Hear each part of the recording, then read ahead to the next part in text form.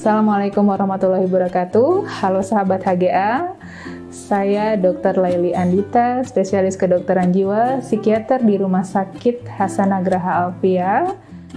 Dalam rangka Hari Kesehatan Jiwa Dunia yang jatuh di tanggal 10 Oktober 2021 dan pertemuan tatap muka di era pandemi, bahasan kita kali ini adalah kembali ke sekolah, senang atau merasa sedih.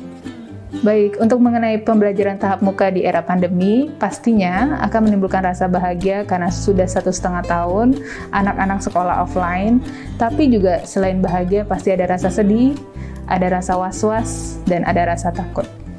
Pertemuan tatap muka untuk kalangan pengajar mungkin adalah pilihan terbaik ya, karena mereka merasa bahwa berdasarkan pengalaman, tatap muka diharapkan bisa membangkitkan psikologis dan karakter anak yang telah 1,5 tahun melaksanakan PJJ. Kemudian harapannya dengan tatap muka mungkin tercipta suatu karakter yang unggul yang bisa diciptakan di sekolah, kemudian meningkatkan kemampuan pendidikan karena berdasarkan penelitian 50% anak bisa menyerap pelajaran selama online, jadi tidak menyerap secara penuh. Kemudian ada juga mungkin selama PJJ kemarin anak malas belajar, tidak disiplin, banyak bermain, kurang sosialisasi, sehingga dengan PTM diharapkan sosialisasi akan meningkat dan anak tidak bosan dan tidak bertemu dengan gadget. Kemudian juga kadang-kadang PJJ sendiri terkendala dengan internet atau kuota, sehingga atau kadang-kadang kamera dimatikan. Inilah yang menyebabkan pembelajaran dirasa tidak efektif oleh pengajar. Sehingga pertemuan tatap muka merupakan suatu opsi yang baik sehingga bisa meningkatkan kemampuan anak dan menyemangati anak untuk selalu kembali ke sekolah. Lalu bagaimana dengan kesiapan anak dalam menjalani pertemuan tatap muka ini? Intinya belajar itu adalah suatu hak untuk anak. Jadi sekali lagi belajar itu bukan suatu kewajiban, tapi belajar adalah hak anak.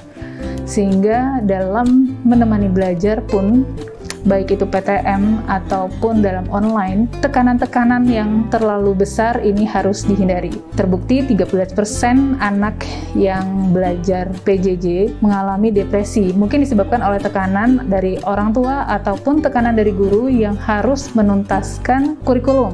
Ini yang harus jadi bahan perhatian bahwa anak-anak PJJ hanya 50% yang bisa mereka serap ilmunya. Jadi perlu kreativitas dari guru sendiri, perlu kreativitas dari orang tua, maupun lingkungan yang mendukung supaya anak merasa nyaman, aman, baik itu saat belajar tatap muka yang terbatas ataupun belajar secara offline.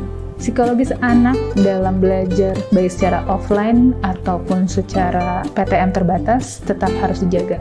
Guru tidak hanya memfokuskan pada penuntasan kurikulum, orang tua tidak hanya memfokuskan pada anak saya harus selesai semua tugasnya, dan anak pun tetap diajarkan suatu disiplin bahwa dari jam 8 sampai jam 1 waktunya dia untuk sekolah. Lebih dari itu, gadget atau sesuatu yang membuat dia malas untuk belajar itu disingkirkan dulu. Dan pendidikan juga harus dengan cinta. Dalam arti kata kita tetap, apapun itu kekurangan anak dalam belajar, apapun itu ketidakbisaan dia dalam menerima pelajaran, menurut penelitian 50% bisa terserap, maka kita harus bisa menerima.